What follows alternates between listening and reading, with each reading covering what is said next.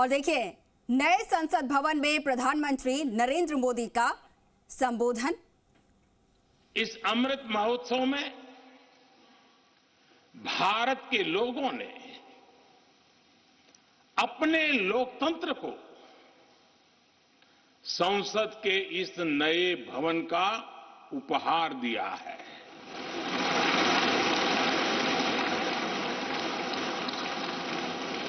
आज सुबह ही संसद भवन परिसर में सर्वपंथ प्रार्थना हुई है।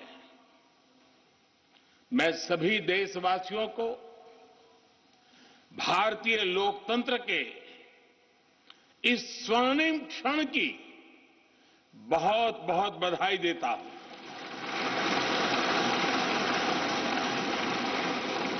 साथियों, ये सिर्फ एक भवन नहीं है, ये 140 करोड़ भारतवासियों की आकांक्षाओं और सपनों का प्रतिबिंब है।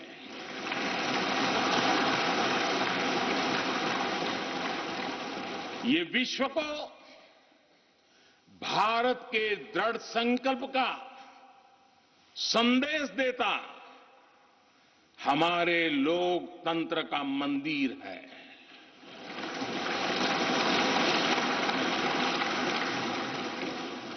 ये नया संसद भवन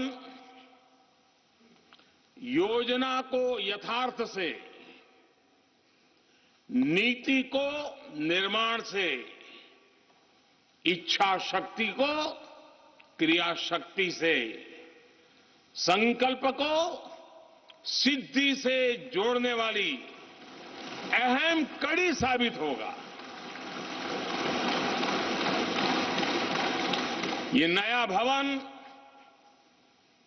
हमारे स्वतंत्रता सेनानियों के सपनों को साकार करने का माध्यम बनेगा। ये नया भवन आत्मनिर्भर भारत के सूर्योदय का साक्षी बनेगा।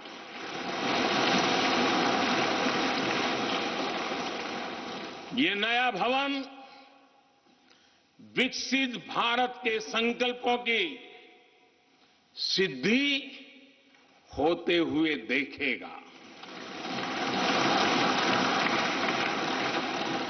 ये नया भवन नूतन और पुरातन के सह अस्तित्व का भी आदर्श है। साथियों,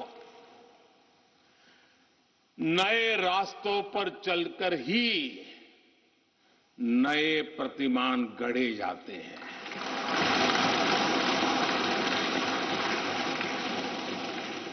आज नया भारत नए लक्ष्य तय कर रहा है,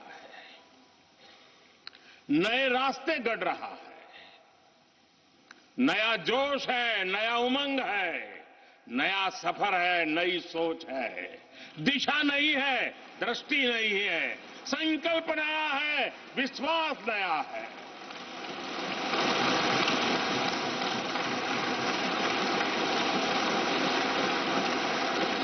और आज फिर एक बार पूरा विश्व भारत को, भारत के संकल्प की दृढ़ता को, भारतवासियों की प्रखरता को, भारतीय जनशक्ति की जिजीविषा को आदर और उम्मीद के भाव से देख रहा है।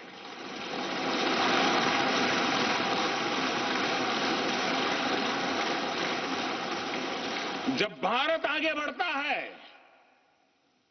तो विश्व आगे बढ़ता है।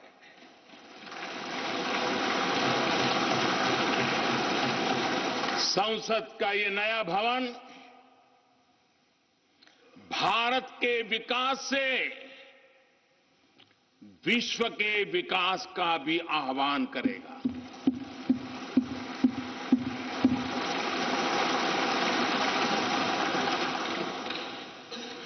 साथियों,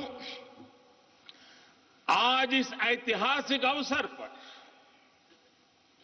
कुछ देर पहले संसद की इस नई इमारत में पवित्र सेंगोल की भी स्थापना हुई है।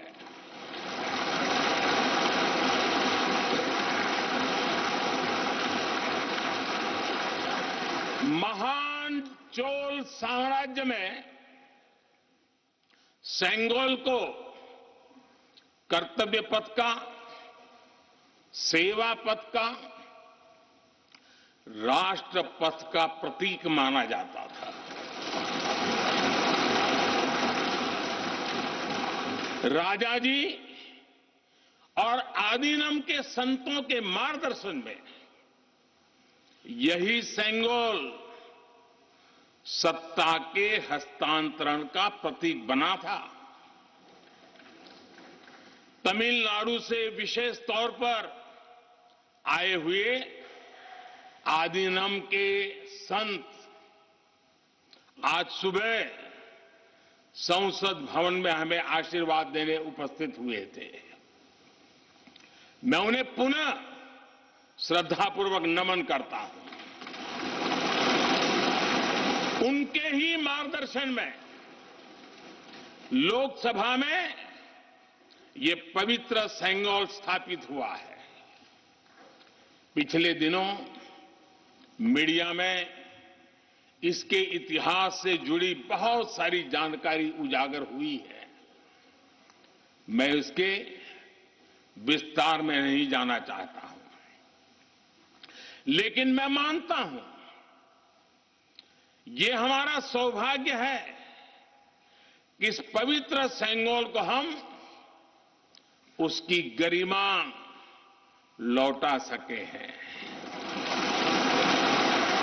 उसकी मान मर्यादा लौटा सके।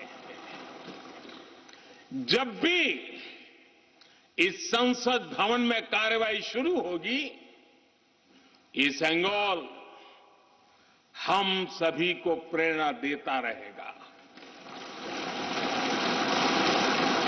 साथियों, भारत एक लोकतांत्रिक राष्ट्र ही नहीं बल्कि लोकतंत्र की जननी भी है, मदर ऑफ डेमोक्रेसी भी है। भारत आज वैश्विक लोकतंत्र का भी बहुत बड़ा आधार है। लोकतंत्र हमारे लिए सिर्फ एक व्यवस्था नहीं, एक संस्कार है, एक विचार है, एक परंपरा है। हमारे वेद हमें सभाओं और समितियों के लोकतांत्रिक आदर्श सिखाते हैं। महाभारत जैसे ग्रंथों में गणों और गणतंत्रों की व्यवस्था का उल्लेख मिलता है। हमने वैशाली जैसे गणतंत्रों को जीकर दिखाया है। हमने भगवान बसवेश्वर के अनुभव मंटपा को अपना गौरव माना है। तमिलनाडु में मिला 900 ईस्वी का शिलालेख आज भी हर किसी को हैरान कर देता है। हमारा लोकतंत्र ही हमारी प्रेरणा है। हमारा संविधान ही हमारा संकल्प है। इस प्रेरणा, इस संकल्प की सबसे श्रेष्ठ प्रतिनिधि अगर कोई है तो ये हमारी संसद है। और ये संसद देश की जिस समृद्ध संस्कृति का प्रतिनिधित्व करती है, उसका उद्घोष करती है। शेते निपद्यमानस्य, शेते निपस्य मानस्य चराति चरत भगः, चरैवेति चरैवेति चरैवेति। कहने का तात्पर्य, जो रुक जाता है उसका भाग्य भी रुक जाता है, लेकिन जो चलता रहता है उसी का भाग्य आगे बढ़ता है, बुलंदियों को छूता है। और इसलिए चलते रहो, चलते रहो। गुलामी के बाद हमारे भारत ने बहुत कुछ खोकर अपनी नई यात्रा शुरू की थी। वो यात्रा कितने ही उतार चढ़ावों से होते हुए, कितनी ही चुनौतियों को पार करते हुए आजादी के अमृत काल में प्रवेश कर चुकी है। आजादी का ये अमृत काल विरासत को सहेजते हुए विकास के नए आयाम गढ़ने का अमृत काल है। आजादी का ये अमृत काल देश को नई दिशा देने का अमृत काल है। आजादी का ये अमृत काल अनंत सपनों को, असंख्य आकांक्षाओं को पूरा करने का अमृत काल है। इस अमृत काल का आह्वान है, इस अमृत काल का आह्वान है मुक्त मातृभूमि को, मुक्त मातृभूमि को नवीन पान चाहिए, नवीन पर्व के लिए नवीन प्राण चाहिए। मुक्त गीत हो रहा, मुक्त गीत हो रहा नवीन राग चाहिए, नवीन पर्व के लिए नवीन प्राण चाहिए।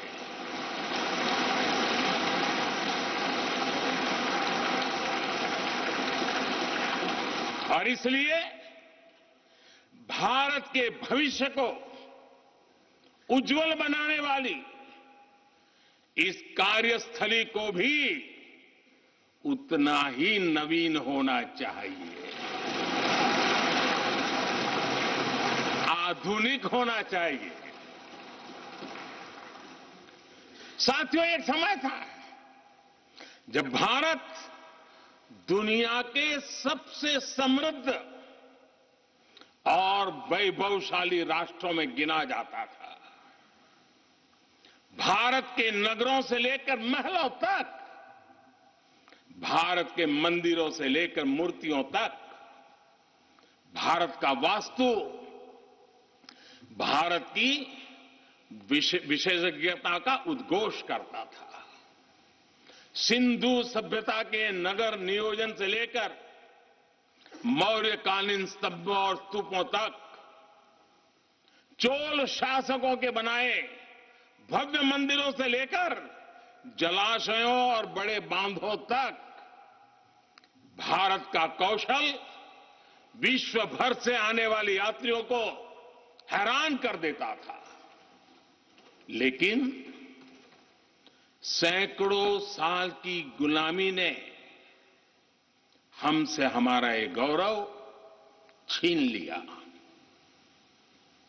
एक ऐसा भी समय आ गया जब हम दूसरे देशों में हुए निर्माण को देखकर मुग्ध होने लग गए। 21वीं सदी का नया भारत, बुलंद हौसले से भरा हुआ भारत, अब गुलामी की उस सोच को पीछे छोड़ रहा है। आज भारत प्राचीन कला की उस गौरवशाली धारा को एक बार फिर अपनी तरफ मोड़ रहा है और संसद की ये नई इमारत इस प्रयास का जीवंत प्रतीक बनी है।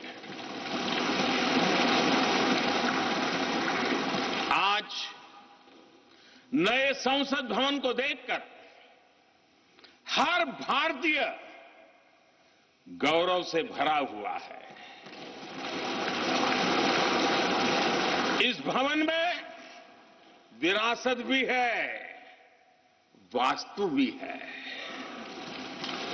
इसमें कला भी है, कौशल भी है, इसमें संस्कृति भी है और संविधान के स्वर भी है। आप देख रहे हैं कि लोकसभा का आंतरिक हिस्सा, यहां भी देखिए, यहां भी देखिए, राष्ट्रीय पक्षी मोर पर आधारित है।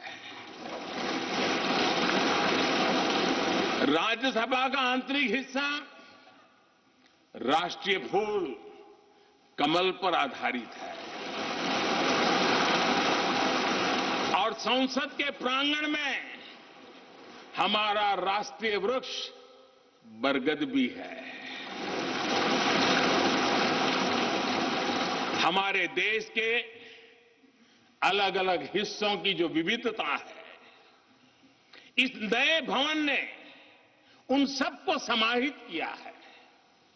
इसमें राजस्थान से लाए गए ग्रेनाइट और बलुआ पत्थर लगाए गए हैं। ये जो लकड़ी का काम आप देख रहे हैं ना, वो महाराष्ट्र से आई है। यूपी में भदोही के कारीगरों ने इसके लिए अपने हाथ से कालीनों को बुना है।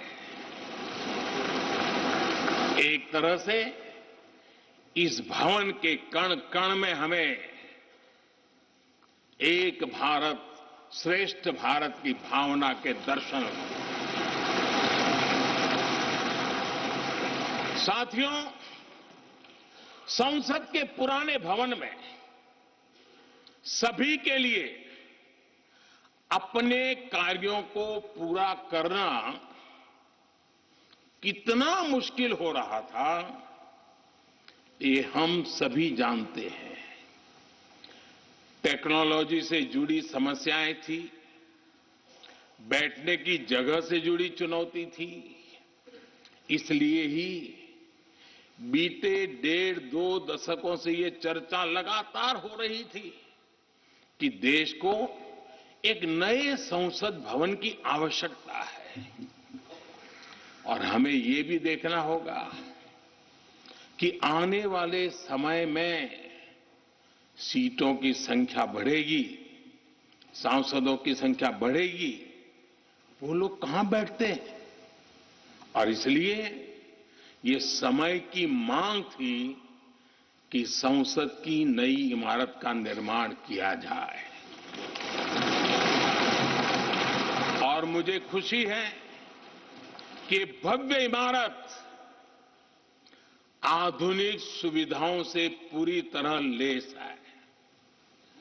आप देख रहे हैं कि इस समय भी इस हॉल में सूरज का प्रकाश सीधे आ रहा है, बिजली कम से कम खर्च हो, हर तरफ लेटेस्ट टेक्नोलॉजी वाले गैजेट्स हों, इन सभी का इसमें पूरा ध्यान रखा गया है।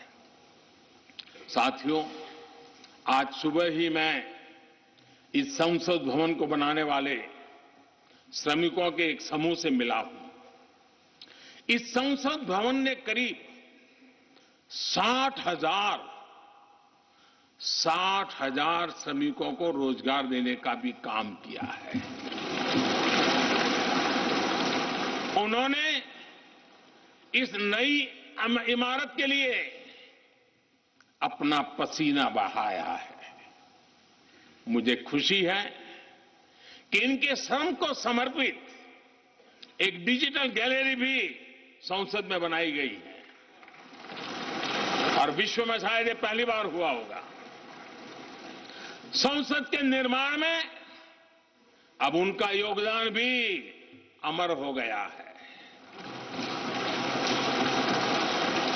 साथियों, कोई भी एक्सपर्ट अगर पिछले 9 वर्षों का आकलन करे तो पाएगा कि ये 9 साल भारत में नव निर्माण के रहे हैं, गरीब कल्याण के रहे हैं।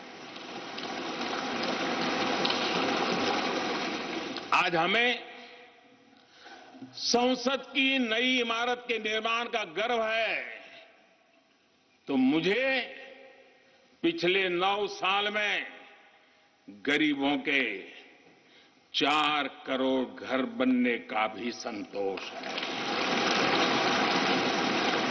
आज जब हम इस भव्य इमारत को देखकर अपना सर ऊंचा कर रहे हैं, तो मुझे पिछले 9 साल में बने 11 करोड़ शौचालयों का भी संतोष है, जिन्होंने महिलाओं की गरिमा की रक्षा की, उनका सर ऊंचा कर दिया। आज जब हम इस संसद भवन में सुविधाओं की बात कर रहे हैं, तो मुझे संतोष है कि पिछले 9 साल में हमने गांवों को जोड़ने के लिए 4 लाख किलोमीटर से भी ज्यादा सड़कों का निर्माण किया। आज जब हम इस इको फ्रेंडली इमारत को देखकर खुश है, तो मुझे संतोष है कि हमने पानी की एक एक बूंद बचाने के लिए 50,000 से ज्यादा अमृत सरोवरों का निर्माण किया है। आज जब हम इस नए संसद भवन की लोकसभा और राज्यसभा को देखकर उत्सव मना रहे हैं, तो मुझे संतोष है कि हमने देश में 30,000 से ज्यादा नए पंचायत भवन भी बनाए हैं। यानी पंचायत भवन से लेकर संसद भवन तक हमारी निष्ठा एक ही है, हमारी प्रेरणा एक रही। देश का विकास, देश के लोगों का विकास।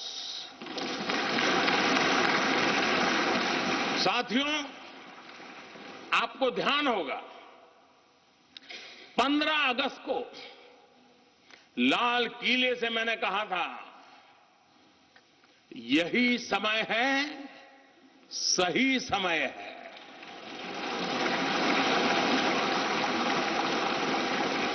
हर देश के इतिहास में ऐसा समय आता है जब देश की चेतना नए सिरे से जागृत होती है। भारत में आजादी के 25 साल पहले, 47 के पहले 25 साल याद कीजिए, आजादी के 25 साल पहले ऐसा ही समय आया था।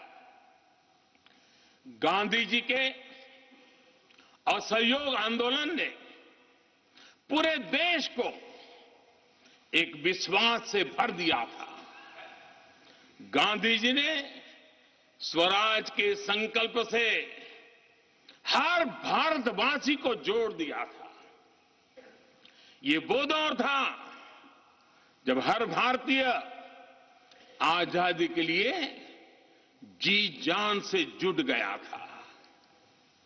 इसका नतीजा हमने 1947 में भारत की आजादी के तौर पर देखा। आजादी का ये अमृतकाल भी भारत के इतिहास का ऐसा ही पड़ाव है। आज से 25 साल बाद भारत अपनी आजादी के 100 वर्ष पूरे करेगा। हमारे पास भी 25 वर्ष का अमृत कालखंड है। इन 25 वर्षों में हमें मिलकर भारत को विकसित राष्ट्र बनाना है।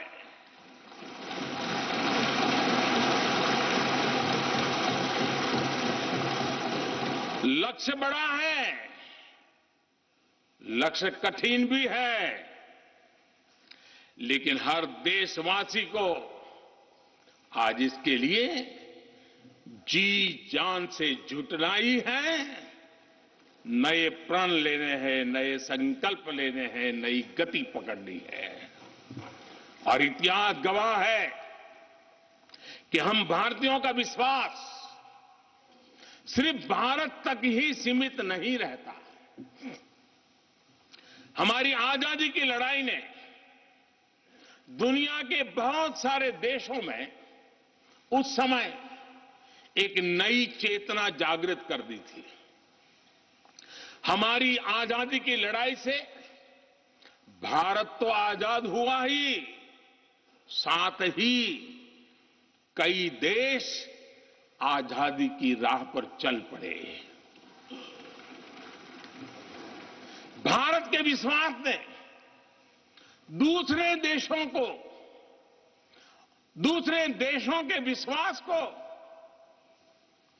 सहारा दिया था और इसलिए भारत जैसा विविधता से भरा देश,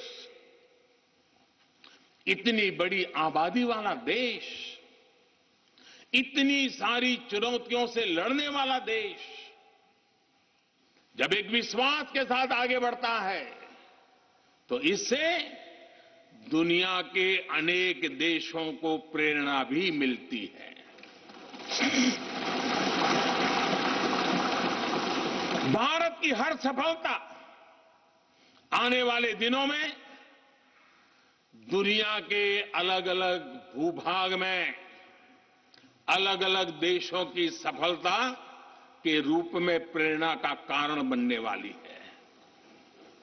आज यदि भारत तेजी से गरीबी दूर करता है तो ये कई देशों को गरीबी से बाहर आने की प्रेरणा भी